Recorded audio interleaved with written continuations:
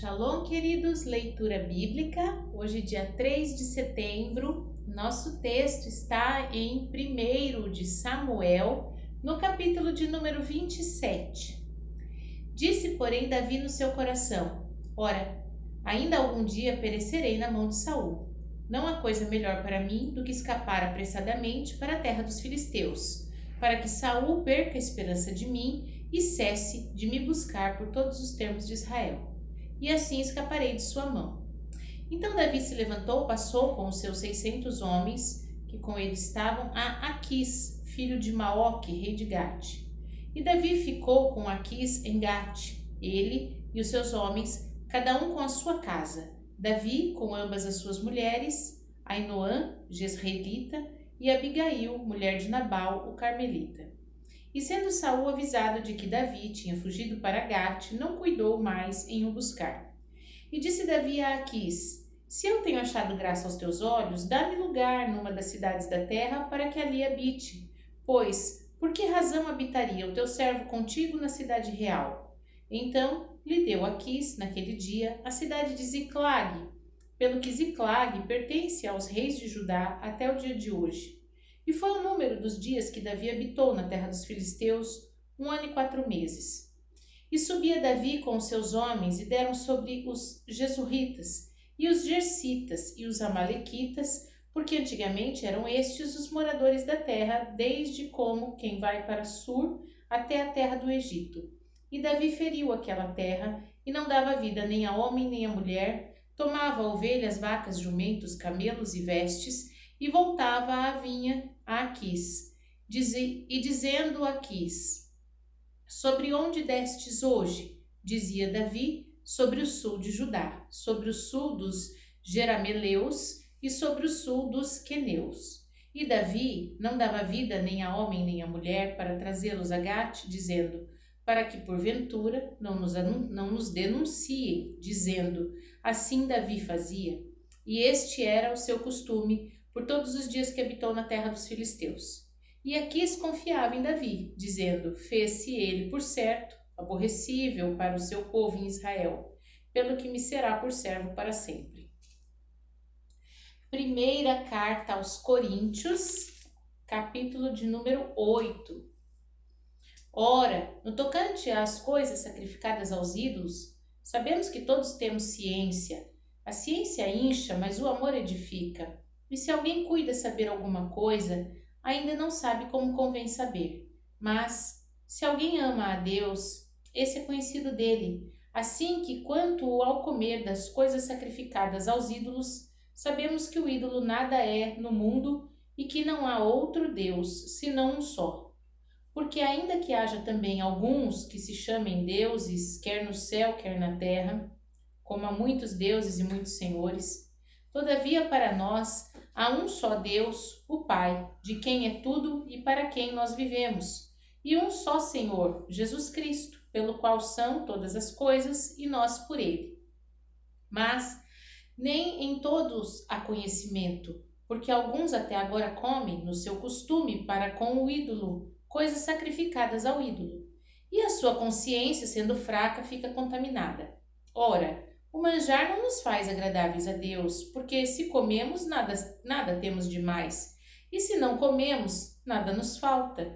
Mas vede que essa liberdade não seja de alguma maneira escândalo para os fracos. Porque se alguém te vier a ti, que tem ciência, sentado à mesa, no templo dos ídolos, não será a consciência do que é fraco induzida a comer das coisas sacrificadas aos ídolos? E pela tua ciência perecerá o irmão fraco, pelo qual Cristo morreu. Ora, pecando assim contra os irmãos e ferindo a sua fraca consciência, pecais contra Cristo. Pelo que se o manjar escandalizar o seu irmão, nunca mais comerei carne, para que meu irmão não se escandalize. Livro de Ezequiel, capítulo de número 6. Veio a mim a palavra de Yahvé dizendo: Filho do homem, dirige o teu rosto para os montes de Israel e profetiza contra eles. Dirás: Montes de Israel, ouvi a palavra do Senhor Jeová. Assim diz o Senhor Jeová aos montes, aos outeiros, aos ribeiros e aos vales: Eis que eu, sim, eu mesmo, trarei espada sobre vós e destruirei os vossos altos. Serão assolados os vossos altares e quebradas as vossas imagens do sol. Derribarei os vossos traspassados diante dos vossos ídolos, e porei os cadáveres dos filhos de Israel diante dos seus ídolos, e espalharei os vossos ossos em redor dos vossos altares. Em todos os vossos lugares habitáveis, as cidades serão destruídas e os altos assolados, para que os vossos altares sejam destruídos e assolados, os vossos ídolos se quebrem e cessem, e as vossas imagens do sol sejam cortadas e desfeitas as vossas obras. E os traspassados cairão no meio de vós, para que saibais que eu sou Yahvé. Mas deixarei um resto, para que haja alguns que escapem da espada entre as nações, quando fordes espalhados pela terra. Então se lembrarão de mim os que de vós escaparem entre as nações, para onde foram levados em cativeiro, porquanto me quebrantei por causa do seu coração corrompido, que se desviou de mim, e por causa dos seus olhos, que se andaram corrompendo após os ídolos. Terão nojo de si mesmos, por causa das maldades que fizeram em todas as suas abominações. Saberão que eu, Yahvé, não disse debalde que lhes faria este mal. Assim diz o Senhor Jeová: bate com a mão e bate com o pé e dize: por todas as abominações das maldades da casa de Israel, porque cairão a espada de fome e de peste. O que estiver longe morrerá de peste, e o que está perto cairá a espada, e o que ficar de resto e cercado morrerá de fome, e cumprirei o furor contra eles. Então sabereis que eu sou Yahvé, quando estiverem os seus traspassados no meio dos ídolos, em redor dos altares, e em todo o outeiro alto, e em todos os cumes dos montes, debaixo de toda árvore verde, debaixo de todo carvalho espesso, no lugar onde ofereciam suave perfume aos seus ídolos. Estenderei a mão sobre eles e farei a terra assolada, mais assolada do que o deserto da banda de Ribla, em todas as suas habitações, e saberão que eu sou Yahvé.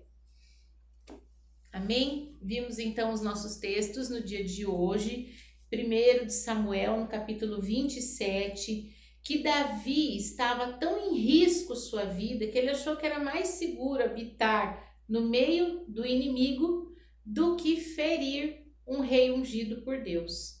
Ele, tendo consciência de que havia sido derramado o óleo da unção sobre a vida de Saul, então ele não tinha como quebrar esse princípio, ferir esta lei e tocar ao ungido. Então ele se considerou mais seguro em meio aos inimigos. Essa é a consciência de quem sabe respeitar um princípio, respeitar a lei do Senhor, e é sobre isso que nós devemos pensar. Não é colocar a nossa vida, a nossa segurança, o nosso prazer, a nossa alegria acima das regras, mas sim, o mandamento está acima de todas as coisas, e isso Davi entendeu perfeitamente.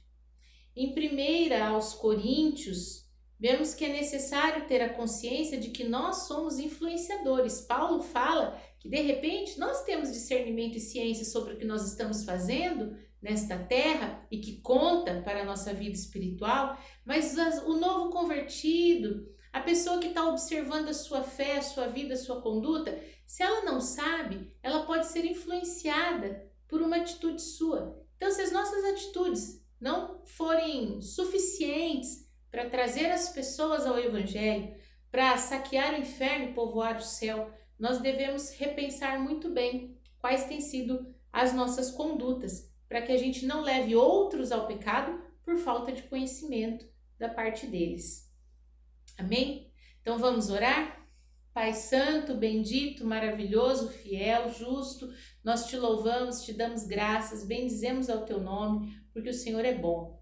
Pai, em nome de Jesus, clamamos a Ti que nos ajude a ter uma conduta capaz de dar glórias ao Teu nome, de edificar o Teu reino e de povoar os céus. Que aquilo que fazemos coopere para o bem de todos. Te louvamos e bendizemos em nome de Jesus. Amém. Shalom!